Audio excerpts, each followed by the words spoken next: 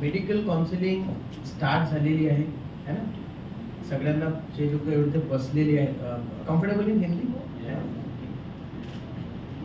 Medical counselling start हो गया. यहाँ जितने लोग बैठे हुए हैं शायद वो भी नीट के ही लिए प्रोसेस कर रहे हैं ना, मेडिकल काउंसलिंग में प्रोसेस कर रहे हैं. मेडिकल काउंसलिंग का जो रजिस्ट्रेशन प्रोसेस है वो हर साल बदलता है. सबसे पहले आप ये बात ध्यान में रखिए, ठीक है. जो प्रोसेस 2020 में थी, जो प्रोसेस 2021 में थी, जो प्रोसेस 2022 में थी, सेम प्रोसेस 2023 में नहीं थी. ठीक है. इनिशियल में पहले जब हम लोग रजिस्ट्रेशन करते थे तो हमको we need to upload the documents, लेकिन इस बार ऐसा नहीं है. इस बार आपको रजिस्ट्रेशन करना है फॉर्मली, लेकिन आपके अपने खुद के डॉक्यूमेंट्स देखकर. ठीक है. तो जैसे आप गूगल के ऊपर जाते हैं, एक जब तक पीपीटी चालू होती है तब तक आपको एक बाकी का इंफॉर्मेशन मैं दे देता हूँ. मेडिकल एडमिशंस में 4 प्रकार के होते हैं, 4 प्रकार का टाइप मेडिकल एडमिशंस में जाएगा. नंबर 1 जाएगा government institutions and aids, right. Number 2 semi government. Number 3 private. Number 4 D. ठीक. गवर्नमेंट, सेमी गवर्नमेंट, गवर्नमेंट में एम्स आ गया, सेंट्रल एडमिशन प्रोसेस भी आ गई. तो government, semi government, private and D. ठीक है. 4 हिस्सों में उसको डिवाइड कर दिया. 4 हिस्सों में डिवाइड करने के बाद में अगेन उसमें और एक चीज आएगी, वो आएगी 85% quota and the 15% quota. 85% quota state counselling में, 15% कोटा ऑल इंडिया काउंसिलिंग में, right. That 15% quota is again divided into 2 part से. बहुत कम लोगों को, वो एनआरआई कैटेगरी का जो नंबर ऑफ सीट्स है वो अलग से डिवाइड होगा 15% कैटेगरी में, और रिमेनिंग 15% कैटेगरी में 7.5% ऑल इंडिया कोटा में जाएगा. ठीक है. ये दूसरा पार्ट हो गया. अब हम जब नीट की काउंसलिंग में अपीयर होके काउंसलिंग करना चाहते हैं तो सबसे इम्पोर्टेंट बात है, हम आप लोगों ने नीट की साइड से आपके कट ऑफ निकाल लिए होंगे, है ना. जो कट ऑफ ऑलरेडी उसमें आते हैं ना, जैसे आप कट ऑफ सर्च करते हैं you will get all those cut offs. Actually क्या आपको पता है, वो जो कट ऑफ है वो सिर्फ अलॉटमेंट का कट ऑफ है, रिपोर्टिंग का नहीं है. ठीक. रिपोर्टिंग का कट ऑफ आपको हमेशा इंस्टीट्यूट से पता चलेगा, कॉलेज से पता चलेगा, है ना. आपने जो कट ऑफ देखा वो नॉर्मली जो पहला राउंड आता है उसका कट ऑफ है, सेकंड राउंड आता है उसका कट ऑफ है, थर्ड राउंड आता है उसका कट ऑफ है, वो आपको डिस्प्ले हो गया नॉर्मली. तो आपको पता है कि नहीं यार इसका जो क्लोजिंग है तो 480 पर हुआ है, दैट्स इट. कितना पता चला 480 पर. लेकिन क्या आपको ये पता है कि वहाँ पर उस 480 वाले कैंडिडेट ने रिपोर्टिंग ही नहीं करी. Around there are 300 admissions, 300 vacancies Maharashtra में गवर्नमेंट में रहता है. 300 सीट्स नॉन रिपोर्टेड रहती. अच्छा, ये रहती कैसी है? फॉर एग्जाम्पल आप ये देखिए कि कोई कैंडिडेट है XYZ, the name of the candidate, और वो कैंडिडेट है मुंबई में समवेयर, ओके.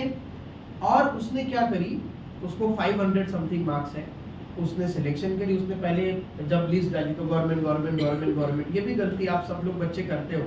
आप लोग क्या करते हो, पूरा सीरीज में पहले पूरा गवर्नमेंट लिखोगे, फिर उसके बाद में सेमी गवर्नमेंट लिखोगे, फिर उसके बाद में आप प्राइवेट लिखोगे, राइट. ये आप करते हो. सबसे पहले पास का कॉलेज कौन सा है वो डालोगे. यही अगर आप कितने ऑप्शन, 300 ऑप्शंस डालें. ठीक. तो ऑप्शंस डालने के पहले you have to study the seat matrix. जो भी कॉलेज आप चूज कर रहे हो सबसे पहले आपको उसका क्या देखना चाहिए, सीट मैट्रिक्स देखना चाहिए. तो सीट मैट्रिक्स आपको ये बताता है कि पर्टिकुलर कॉलेज में पर्टिकुलर कैटेगरी के लिए कितना नंबर ऑफ सीट्स अवेलेबल है. अंडरस्टूड. तो इससे आपको ये क्लियरिटी आ जाती है क्या आपने उस कॉलेज का ऑप्शन डालना चाहिए या नहीं डालना चाहिए. ठीक है. दूसरा, आपको जो कट ऑफ है लास्ट 5 इयर्स के कट ऑफ आपको निकालने चाहिए, राइट. और वो सीट मैट्रिक्स के साथ में मैच करना चाहिए. उसमें कम से कम +2% का टॉलरेंस ग्रेड लेकर चलना चाहिए, राइट. नंबर ऑफ स्टूडेंट हमेशा कंपटीशन में बढ़ते जा रहे. पहले अगर नीट एस्पिरेंट्स अगर last year around 16 lakh students ने अपीयर करी थी, तो वो आंकड़ा बढ़ के अभी क्या है 20 लाख स्टूडेंट्स ने अपीयर किया हुआ है, राइट. आउट ऑफ दैट करीबन approx 17 lakh students are eligible right. तो ये जो एलिजिबल वाला कैंडिडेट है ना, तो हम देखो ना 1:17 का रेशियो है, 1:16 का रेशियो अगर हम स्टैंडर्ड फिगर्स पकड़े तो एक सीट के लिए कितने लोग हैं? 16। Approximate 1 lakh seats are there of medical in entire India, है ना। तो 1 लाख सीट के लिए अगर 16 लाख स्टूडेंट एलिजिबल है तो रेशियो क्या हो गया? 1:16। इसीलिए ये बहुत इंपॉर्टेंट है कि जब आप नीट की काउंसलिंग करो, ठीक है, तो आप सीट मैट्रिक्स, लास्ट 5 इयर्स का cut off data analysis, right, और उसके बाद में जब आप ऑप्शन ऑफ चूज करते हो कि कौन सा कॉलेज चूज करना है, तो कौन सा मेरे घर के पास है या मेरे सिटी के पास है, ये आपको देखकर बिल्कुल चूज नहीं करना है। आपको देखना है लास्ट ईयर कट ऑफ क्या था, रिपोर्टिंग प्रोसेस क्या थी, लास्ट रिपोर्टिंग कितना था, वैकेंसी कितना था, उसके बाद में आपको आइडिया आपको उसमें आ जाएगा कि किस तरीके से आप उसको ऑप्ट कर सकते हैं, ठीक है। अभी आप जैसे ही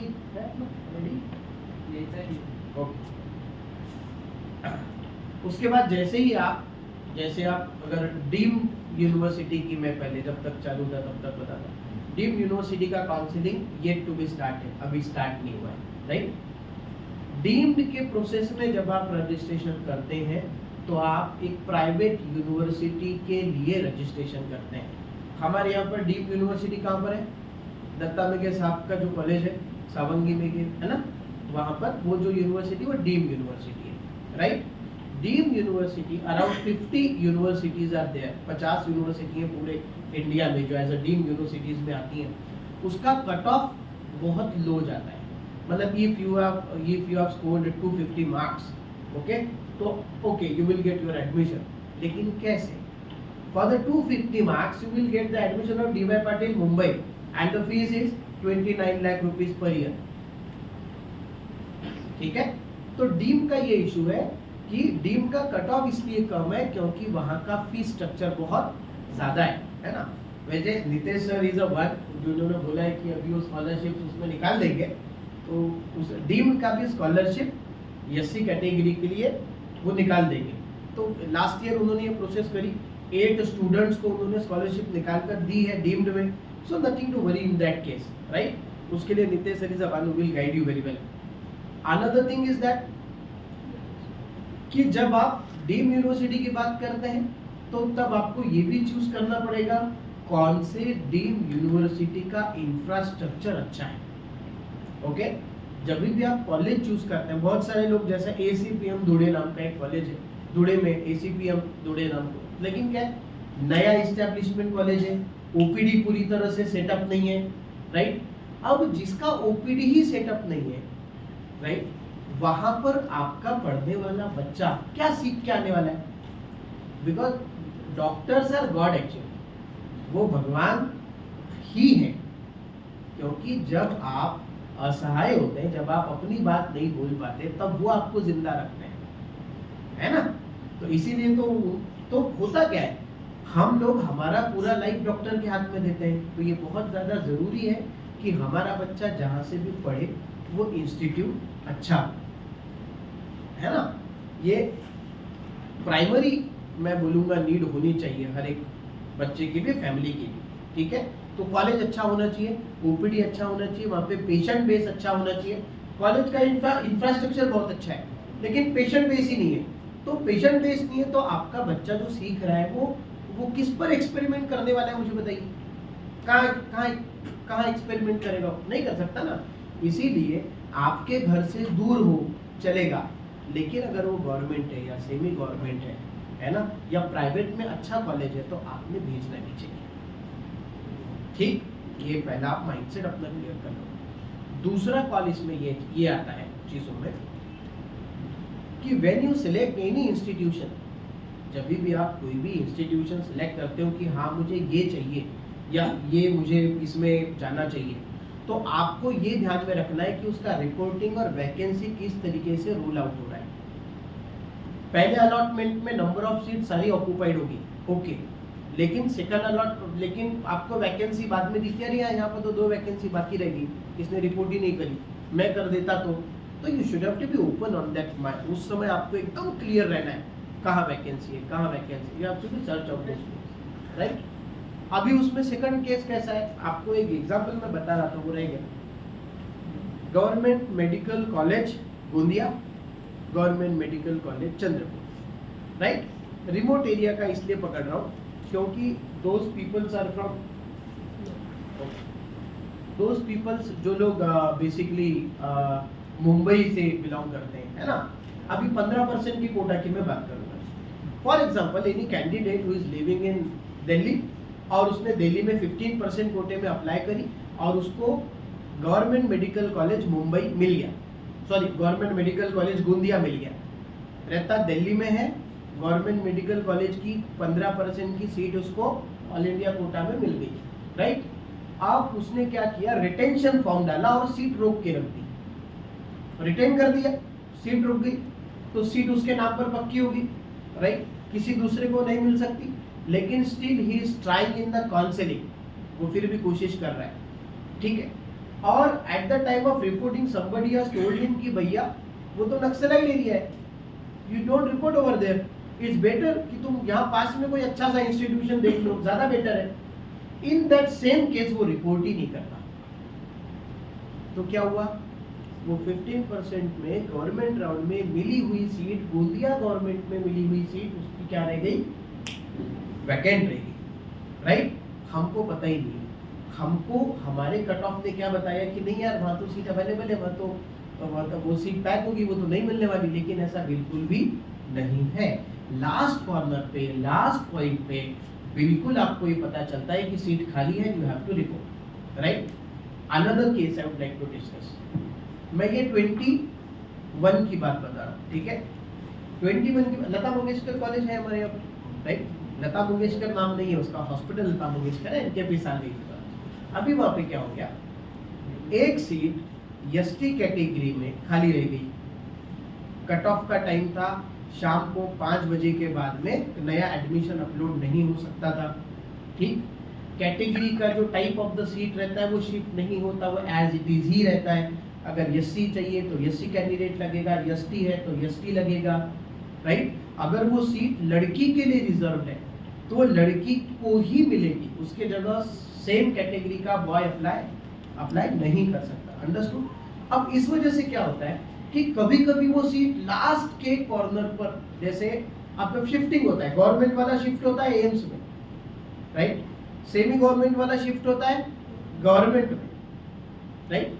अब क्या हो गया, लास्ट के समय पर, आखिरी के दिन ये पता ही नहीं चल रहा है कि भैया एक कैंडिडेट जो एसटी कैंडिडेट है और मेल है और वो चाहिए, उसका नीट का स्कोर एलिजिबल होना चाहिए और उसने एटलीस्ट अप्लाई, उसका रजिस्ट्रेशन हुआ रहना चाहिए, तो क्या हो गया, लता मंगेशकर में वो सीट 2021 में खाली थी, राइट। और वो भंडारा डिस्ट्रिक्ट में लाखांदूर करके एक जगह है, लाखांदूर पालांदूर है ना, तो लाखांदूर की एक लड़की वहां पर थी, स्मृति, उसका नाम था Smriti Soyam, and she has reported that seat in 0% donation, बिना किसी रुपए के उसको वो सीट उस वक्त मिल गई। Why, she was in a connection, she was connected with counsellors. आपको भी ये ध्यान रखना पड़ेगा कि नंबर 1 आपको रजिस्ट्रेशन करना ही करना है, भले ही नीट रिपीट करी हो या नीट रिपीट करना हो या स्कोर आपका कम आया हो, उसके बावजूद भी आपको रजिस्ट्रेशन करने ही है, अंडरस्टूड दैट। ये क्यों इंपॉर्टेंट है, because until you buy a ticket of a train, how you will reach to the destination, है ना। कहीं पहुंचने के लिए आपको ट्रेन में तो बैठना पड़ेगा और ट्रेन में बैठने के लिए आपको टिकट तो खरीद करनी पड़ेगी, राइट। और वो आखिरी का दिन, आप लोग अगर गवर्नमेंट जॉब में तो छुट्टी लेके रहिए, छुट्टी लेके रहिए, राइट। आखिरी का दिन you have to be open by your ears and your eyes, कि आखिरी के 2 दिन यू हैव टू सर्च कि किस गवर्नमेंट में, कहाँ पर, सेमी गवर्नमेंट में कहाँ सीट खाली है, कहाँ वैकेंसी क्रिएट हुआ है और कहाँ पर नॉन रिपोर्टेड कैंडिडेट है। आपको ये भी बताता हूँ कि जब ओरिजिनल डॉक्यूमेंट सबमिट किए जाते हैं, है ना, for example medical certificate, medical certificate का प्रोफार्मा एच आपको ब्रोशर के अंदर में मिल जाएगा। आप मेडिकल सर्टिफिकेट बनाते हैं, उस प्रोफार्मा एच को आप प्रिंट करते हैं और पास के किसी डॉक्टर से आप सिग्नेचर एंड स्टैंप लेकर उसको आप कॉलेज में सबमिट कर देते हैं। राइट, आपको स्कैन करके अपलोड कर देते हैं, सबमिट नहीं करना, स्कैन करके आपने उसको अपलोड किया। अब आपको उसका मैं प्रॉब्लम बताता हूँ क्या है। प्रोफार्मा एच लिया, प्लेन ब्लैंक पेपर के ऊपर में उसको प्रिंट किया, प्रिंट करके डॉक्टर का स्टैम्प किया, स्टैम्प करके सब स्कैन किया, स्कैन करके अपलोड कर दिया। On our record whatever the document we have submitted, that document is genuine and right, okay? लेकिन गवर्नमेंट में या सेमी गवर्नमेंट में जब आप सीट की बात करते हो तो प्रॉब्लम कहाँ जाती है? प्रॉब्लम जाती है वो प्रोफार्मा एच किसी भी डॉक्टर के लेटर हेड पर प्रिंट होना चाहिए, नंबर 1। नंबर 2, उस लेटर हेड पर एमसीआई से अप्रूव जो प्रैक्टिसिंग नंबर है या हॉस्पिटल का रजिस्टर्ड नंबर है वो भी होना चाहिए, या जो स्टैम्प वो डॉक्टर करता है तो उसमें भी इस एमडीएमएस तो उनका एक रजिस्टर्ड नंबर वाला स्टैम्प होता है, वो स्टैम्प उसके ऊपर में होना चाहिए। कितनी इंपॉर्टेंट बात है, ठीक है। Normal people, you will not believe, बहुत सारे लोग नॉर्मल मेडिकल फिटनेस सर्टिफिकेट बनाते जो नॉर्मल डॉक्टर देता है और उसी डॉक्यूमेंट को स्कैन करके अपलोड कर देते हैं। द मार्क्स इज 500, ठीक है, 500 मार्क्स, ठीक है। सीट कहाँ मिली? लता मंगेशकर में, ठीक है। स्कोर अच्छा, ठीक। कैटेगरी थी एनटी, ठीक। रिपोर्ट ऑनलाइन अपलोड कर दिया, सब कुछ, रिटेंशन फॉर्म भर दिया ऑनलाइन, सब कुछ वैसे ही चला नॉर्मल प्रोसेस में। जब रिपोर्टिंग के लिए गया तो बोला यार ये जो मेडिकल सर्टिफिकेट है ये वैलिड नहीं है। क्यों वैलिड नहीं है? क्योंकि लेटर हेड पर नहीं, फिर स्टैम्प ऐसा है। अब आपके पास समय ही नहीं है कि आप नया मेडिकल फिटनेस सर्टिफिकेट देने वाले हो, है क्या आपके पास समय? नहीं है, तो आपको वो सीट आपने कैंसिल हो गई। आपने जब आप लोगों ने रजिस्ट्रेशन किया होगा या आप रजिस्ट्रेशन करेंगे तो वहां पर एक लाइन लिखी हुई होती है कि यदि आपके पास कोई डॉक्यूमेंट नहीं है या ग्रीवेंस के पीरियड में आपने वो डॉक्यूमेंट सबमिट नहीं किया तो the whole and sole responsibility will be yours. अगर वो एडमिशन कैंसिल हो जाती है तो उसकी जिम्मेदारी इंस्टीट्यूट की नहीं रहेगी, वो रिस्पॉन्सिबिलिटी किसकी है? आपकी। इसीलिए जब आप डॉक्यूमेंट वाली प्रोसेस करते हैं तो ये बहुत ज्यादा इंपॉर्टेंट है। अंडरस्टूड? सेकंड एग्जांपल मैं आपको देता हूँ। आपका फॉर एग्जांपल आधार कार्ड और आपका, ये मैं आपको इसलिए बता रहा हूँ, last 15 years we are in medical concept, 15 साल हो गया ये काम कर रहे हैं। आप लोगों की बहुत सारी प्रॉब्लम्स देख ली, उसमें एक प्रॉब्लम ये भी है, आधार कार्ड पे नाम अलग है, आपके ओरिजिनल डॉक्यूमेंट पे नाम अलग है, मार्कशीट पे नाम अलग है, टीसी पर नाम अलग है। You will ask your father, पहले क्या होता था, लड़कों के नाम के साथ एक कुमार लगाया जाता था, है ना, नितेश कुमार ऐसा आता था पहले वैसे उसी तरीके से लिखते थे और लड़कियों को कुमारी करके लिखते थे, राइट। क्या हो गया, आधार कार्ड उस हिसाब से बन के रेडी हो गया। लेकिन जब आपने टीसी में नाम लिखवाया था या स्कूल्स में नाम लिखवाया था तब सिर्फ आपने नितेश ही लिखवाया था, कुमार लिखवाया नहीं था। तो वो डॉक्यूमेंट जो फादर के जो डॉक्यूमेंट फिर बनकर आ रहे थे उसमें पता चल रहा नितेश कुमार है भैया, और इधर पता चल रहा है द स्टूडेंट के डॉक्यूमेंट पे पूरा का पूरा नाम नितेश है, नितेश के साथ में, राइट, और फादर के डॉक्यूमेंट पे कुमार के नाम से है। फिर आपने क्या करी, गवर्नमेंट सीट आपको आप होगी, आप रिपोर्टिंग के लिए गए, आपकी देखी cast validity, the most important document for the scholarship and the eligibility criteria. Understood? उसमें क्या हो गया, आपकी मार्कशीट पे लिखा हुआ है ना, आपकी मार्कशीट पे लिखा हुआ है, for example Nirmal Kamal Pandey, marksheet validity पे लिखा हुआ है निर्मल कमल कुमार पांडे। अब मुझे बताओ, आपको पता है हमारे इंडिया में ये मैं ही हूं, ये प्रूफ करना कितना मुश्किल है? Do you have any idea? Right? If I am alive, तो I need to submit a राजपत्र. Yes, I am allowed. Yes, I am alive. मैं जिंदा हूँ। ये बोलने के लिए हमको राजपत्र की जरूरत है। अंडरस्टूड है? ठीक है। और आप सब कर सकते हो, हर चीज का सॉल्यूशन है, लेकिन टाइम का है, कट ऑफ डेट अभी है, रिपोर्टिंग आपको 2 ही दिन का है, आपने रिटेंशन फॉर्म भरा था, लास्ट राउंड है, लास्ट राउंड में सीट छोड़ी, सीट गई।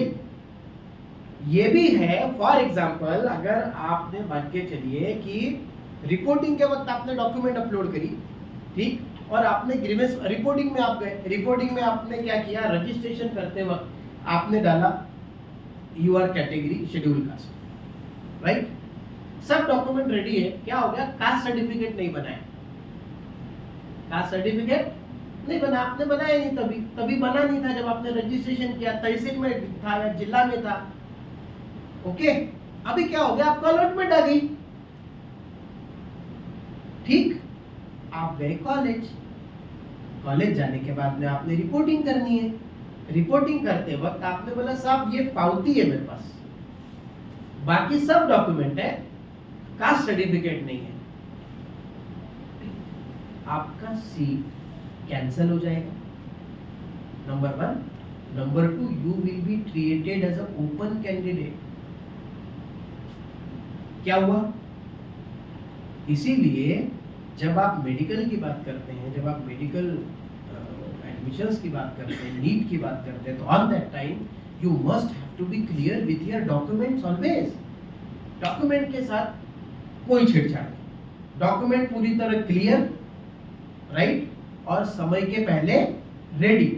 अगर आपके पिताजी गवर्नमेंट जॉब करते हैं, उनको बिल्कुल छुट्टी नहीं है, तो भी उनको बोलो 2 दिन की 15 दिन की मेडिकल लीव डालेंगे and that he will prepare your documents, right. ये बहुत ज्यादा इंपॉर्टेंट है, ठीक है, क्योंकि अब आप जो रजिस्ट्रेशन करने वाले हो, इस रजिस्ट्रेशन में आपको कोई नहीं जानता, आपके डॉक्यूमेंट्स को ही जानता है।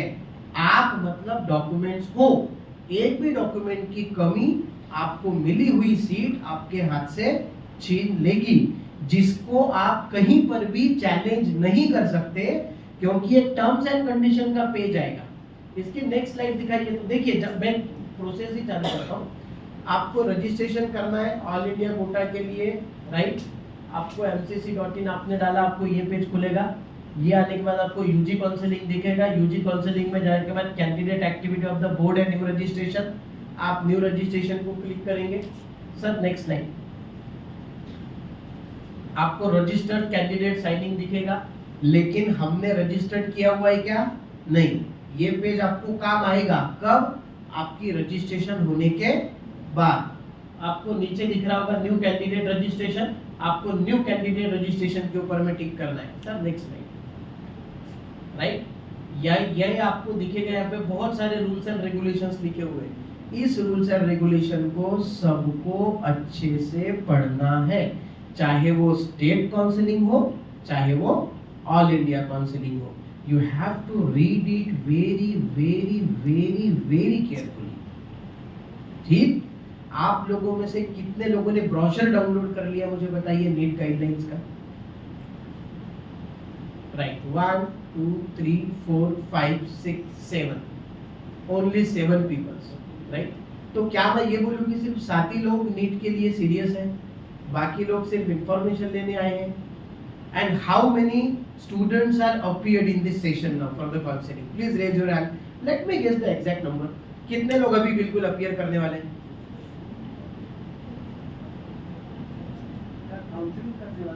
काउंसलिंग के लिए अभी, राइट। तो देखो, काउंसलिंग के लिए उठे हुए हाथ ज्यादा है, और जिन लोगों ने ब्रोशर डाउनलोड किया वो हाथ कम है। It means you have to be aware. अभी आपको वो ब्रोशर पढ़ना बहुत ज्यादा इंपॉर्टेंट है, आप एक बार वो ब्रोशर डाउनलोड करके पढ़िए, ठीक है, ओके। जो रूल्स चेंज होते हैं उसी में लिखे हुए होते हैं। हर साल नया ब्रोशर आता है और हर साल हम उसको पढ़ते हैं, जिसमें एट द मोस्ट 90% सिमिलैरिटी होती है, 10% चेंजेस होते हैं, ठीक। वो 90% सिमिलैरिटी कोई मायने नहीं रखती, वो 10% चेंजेस ऑफ एवरी ईयर बहुत ज्यादा मायने रखते हैं, ठीक। सर नेक्स्ट स्लाइड करिए। ये देखिए, आपको दिखेगा I agree, I don't agree. आपने आई डोंट एग्री किया बाहर, आपने आई एग्री किया, you will be proceed, right. Next sir, ये न्यू कैंडिडेट रजिस्ट्रेशन फॉर्म है, जहां पर आपको नीट यूजी रोल नंबर डालना है आपने। इसके बाद you just have to follow the form, right. अब उसमें एक ऑप्शन इसके बाद में आपको आता है, क्या आप DU यूनिवर्सिटी से हैं, दिल्ली यूनिवर्सिटी का एक कोटा रहता है अलग से, जो दिल्ली में पढ़ने वाले, जिनका दिल्ली यूनिवर्सिटी से जिन लोगों ने 12th किया है, कितने लोग हैं यहाँ जिन्होंने दिल्ली यूनिवर्सिटी से 12th किया? नहीं किया है ना। तो जिन लोगों ने दिल्ली यूनिवर्सिटी से 12th किया हुआ रहता है, उन लोगों के लिए DU का एक सेपरेट कोटा रहता है। जब आप इसमें बाकी की डिटेल्स डालते हैं, जैसे आप उसमें 10th डालते हैं, सॉरी 10th का स्कूल डालते हैं, 12th का स्कूल डालते हैं, 12th का बोर्ड का स्कूल डालते हैं, तो धीरे धीरे जैसे आप इस फॉर्म में आगे बढ़ते जाते हैं, तो आगे बढ़ते बढ़ते आपको ये पता चलता है कि आप DU के लिए अवेलेबल है। ठीक है, उसमें आपको आर्म्ड फोर्सेस का भी कॉलेज का ऑप्शन इसमें आपको आता है, राइट। अगर आपको आर्म फोर्सेस के कॉलेज के लिए अप्लाई करना है तो आप इसमें आगे जब आप रजिस्ट्रेशन करते हैं, आपको पूछता है are you willing to counsel in arm medical college. अगर आपने यस किया, राइट, तो वो आपको जब आप लास्ट के 4 ऑप्शंस आप भरते हैं, जिसमें all India Kota, state quota, deemed university, उसमें आपको पूछता है कि जेपीआर भरना है क्या, आर्म फोर्सेस का भरना है क्या, तो आपको वो ऑप्शंस उसमें दिखेंगे। अगर आपने आर्म फोर्सेस वाला ऑप्शन को यस किया तो सीटें कम है, लेकिन वो क्या करते हैं, अगर उनको 100 सीट्स चाहिए, 100 सीट्स चाहिए, तो वो 500 स्टूडेंट्स को बुलाते हैं, राइट। और फिजिकल टेस्ट से लेकर सारी test continue at the procedure of the army, उसके हिसाब से कंप्लीट होकर आखिर के 100 सीट्स को ऑप्ट करते हैं। अंडरस्टूड? उसमें स्कोरिंग तो मायने रखती है, लेकिन फिजिकल अपीयरेंस, फिजिकल स्ट्रेंथ ये भी मायने रखता है। तो जिनकी ये इच्छा होगी कि वो मेडिकल सर्विसेज देना चाहते हैं, आर्मी के लिए देना चाहते हैं, देश के लिए देना चाहते हैं, तो उनको सिर्फ यस करके कोई मतलब नहीं है। Understood? You have to be physical sound in that case. Understood? Delhi से नहीं है तो दिल्ली यूनिवर्सिटी के कोटा को यस करने की जरूरत नहीं है। ठीक, आप नॉर्मल फॉर्म भरेंगे जो आपकी प्रायोरिटीज में आता है, नॉर्मल फॉर्म भर के आप उसको एंड में सबमिट करेंगे। Next slide, next slide, right. जब आप फॉर्म भर देंगे तो अभी क्या हो गया, एक्चुअली कल ही लिंक आया हुआ है, तो उसके आगे का जो पीपीटी में बनाया नहीं है ना, लेकिन सर के पास अवेलेबल होगा। आपको टाइप ऑफ द इंस्टीट्यूट आपको सिलेक्ट करना है, इंस्टीट्यूट सिलेक्ट करना है, प्रोग्राम सिलेक्ट करना है। टाइप ऑफ द इंस्टीट्यूट मतलब क्या होगा, मैंने शुरुआत में आपको 4 बताए है ना, government, semi government, private, deemed. ठीक है, ये आपको शुरुआत में ही 4 बताए। डीम्ड के रजिस्ट्रेशन भी अभी सेपरेट आएंगे, हम सिर्फ ऑल इंडिया कोटा रजिस्ट्रेशंस की बात कर रहे हैं। ठीक, इसमें इंस्टीट्यूट आएंगे, हमको भरना है। अब एक इशू है, एक ये इशू है, अभी the candidate who is from the category of SC and scored the marks of 350। ठीक, अब मुझे बताइए 15% के अलॉटमेंट में on the 350 marks all India Kota, allotment के क्या चांसेस होंगे आउट ऑफ 10%? बता दीजिए बस।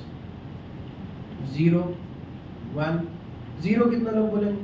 0% चांसेस। ओके, 1% चांसेस है, कितने लोग बोलेंगे? 1% तो चांस होता ही है ना। 5% चांस है, कितने लोग बोलेंगे? नहीं, है ना। और अगर मैं आपको बोलूं कि 350 मार्क्स के ऊपर भी ऑल इंडिया कोटा में there is a chances of getting the seats and the probability is 90%।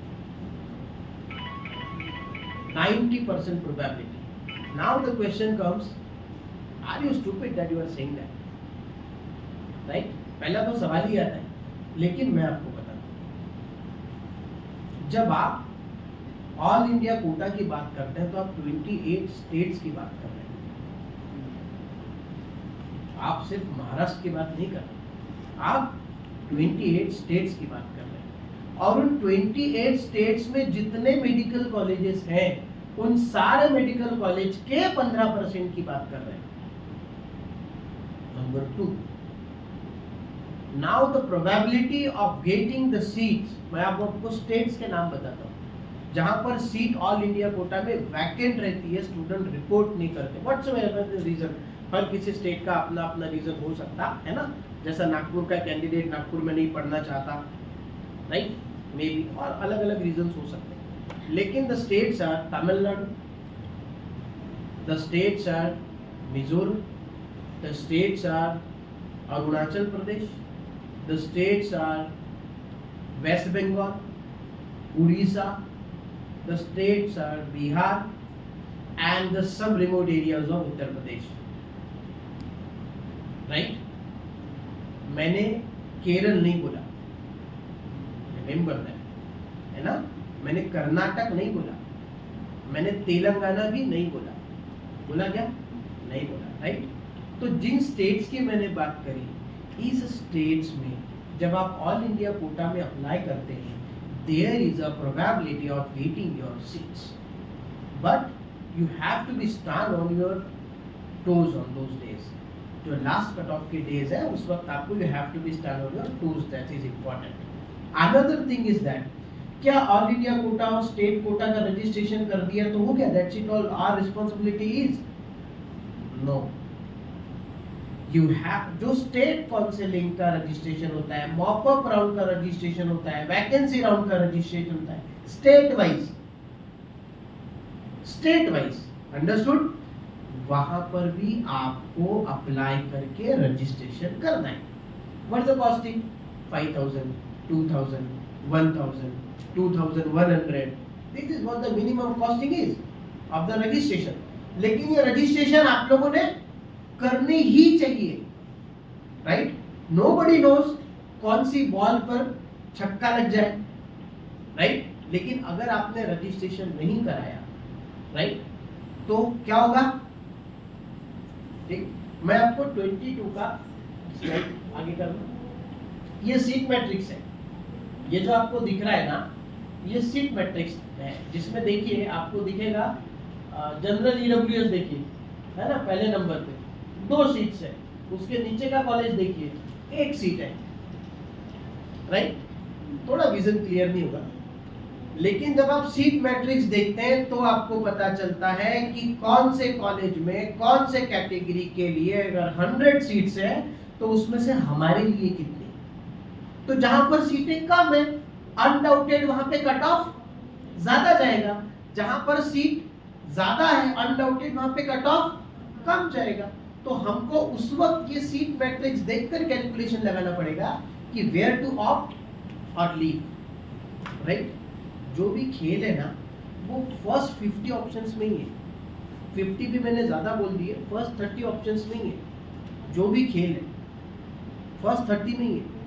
जो 300 है ना, 300 का फिगर, वो फिगर बिल्कुल भी वैलिड नहीं करता, क्योंकि जिसने तुक्के में डाल दिया गवर्नमेंट, सारे गवर्नमेंट डाल दो, फिर बाद में सेमी गवर्नमेंट, सारे सेमी गवर्नमेंट डाल दो. ये इस तरीके से फॉर्म भरने का प्रोसेस ही गलत है, राइट? तो आपको you have to study the seat matrix and you will, आपको जो चाहिए वो आपको मिलेगा, बिल्कुल मिलेगा. गवर्नमेंट राउंड में सीट मिलेगी, but you should have to be open your mind in that case. Understood that? आगे की स्लाइड में ये कट ऑफ्स है, ये आपको ये शीट आपकी डाउनलोड हो जाती है, आप डाउनलोड करके देख सकते हैं, लेकिन इस शीट पर बिल्कुल भी ट्रस्ट नहीं करना. ये शीट कौन सी है? अलॉटमेंट वाली. आपको पता है मेडिकल में पहले राउंड में कट ऑफ अगर मान के चलिए 100 है, तो सेकंड राउंड में कट ऑफ कितना जाता है? ऊपर जाता है कि नीचे जाता है? नीचे जाता है, ऊपर जाता है, वाइस वर्सा है. बाकी दुनिया की सारी स्ट्रीम्स में कट ऑफ नीचे जाता है. मेडिकल एक ऐसा है कि जिसका कट ऑफ ऊपर जाता है. तो अगेन जो खेल है वो पहले ही राउंड का है, तो क्या 1 का ही है. क्या हो गया? ये जो आप लोगों में बैठे वाले कुछ अति एकदम चतुर लोग रहते हैं ना, जो 2-2, 3-3 साल नीट करते हैं, वो क्या करते हैं, मुझे कुछ तो मिलना चाहिए, मतलब 500 का स्कोर है, और वो जो गवर्नमेंट फिलअप करना आप लोग चालू करते हो, दन दन दन दन दन दन, ठीक है, उसको पता चला यार मुझे कुछ मिला ही नहीं, मेरे साथ तो खेल हो गया, राइट। वो क्या करता है, सेकंड राउंड में समझदारी से, बाद में अकल आती है उसको, बाद में राउंड डालता है, और जब वो बाद में राउंड डालता है उसके वजह से आपका जो कट ऑफ है वो राइज होता है, डाउन नहीं होता। इसीलिए पहला बार आपको मौका मिलता है, बाद में मौके आपको mop up 1, mop up 2, mop up 3, vacancy 1, vacancy 2, vacancy 3 में मिलते हैं। गवर्नमेंट अपनी मर्जी से वैकेंसी लेती है। बीएमएस के लास्ट ईयर 5 वैकेंसी राउंड हुए, उसके पहले सिर्फ 1 होता था, ठीक है। सारी एडमिशंस जो है मैनेजमेंट कोटा में भरी जाती थी। लास्ट टाइम प्राइवेट इंस्टीट्यूशंस को फीस वापस करनी पड़ी, डोनेशन अमाउंट वापस करना पड़ा। क्यों? क्योंकि गवर्नमेंट ने राउंड्स लगाए काउंसलिंग के थ्रू अलॉटमेंट आई, रिपोर्टिंग देनी पड़ी। Understood that? समझ रहा है ना? लास्ट वाला स्लाइड, ये देखो MBBS seat vacant at AIIMS, ये मैंने आप लोगों के लिए जानबूझ के निकाली है। आपको अभी देखिए, गवर्नमेंट की बात नहीं कर रहा हूं मैं सेमी गवर्नमेंट की बात नहीं कर रहा हूं, मैं प्राइवेट की भी बात नहीं कर रहा हूं, मैं डीम्ड की भी बात नहीं कर रहा हूं, मैं किसकी बात कर रहा हूं? मैं एम्स की बात कर रहा हूं। एम्स मदुराई में 13 सीट वैकेंट है। ये 2022 का गेम है, 2022 का, और हम लोग अभी कितना 2023 में हम लोग अपीयर करेंगे। ये लास्ट ईयर का स्टैटिस्टिक्स है कि इतनी सीटें वहां पर खाली है। आपने नागपुर में देखिए, एम्स में 1 एमबीबीएस की सीट खाली है, सॉरी एम्स में, है ना, एम्स नागपुर 1 सीट एमबीबीएस की खाली है। क्यों खाली नहीं होगी?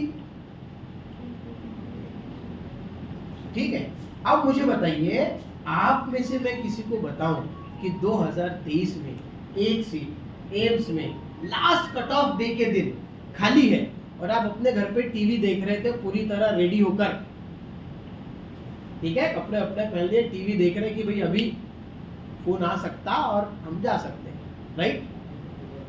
और आपने रजिस्ट्रेशन किया हुआ था, आपने ट्रेन का टिकट खरीदा हुआ था, तो इन दैट केस क्या आपके साथ ये मिरेकल नहीं हो सकता? हो सकता है। इसका क्या प्रोबेबिलिटी है? देखिए, I am showing you the evidences. These are the evidences, right?